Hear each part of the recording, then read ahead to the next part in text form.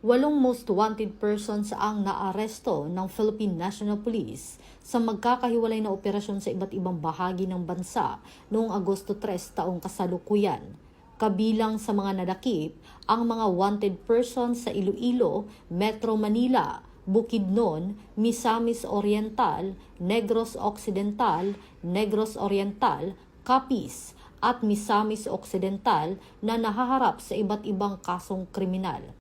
Ang lahat ng mga sospek ay naaresto sa bisa ng warrant of arrest at nasa kustodiya na ng kani-kanilang operating units para sa kaukulang proseso ng batas.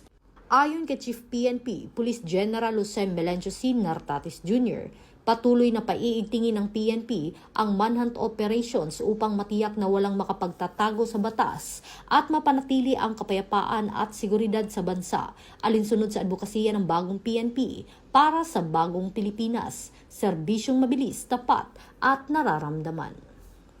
Mula dito sa Campo Crame, ako po ang inyong PNN correspondent, Patroluman Resali Umalay, nagbabalita para sa Police News Network. Alagad ng batas, tagataguyod ng balitang pulis. Ito ang bagong PNP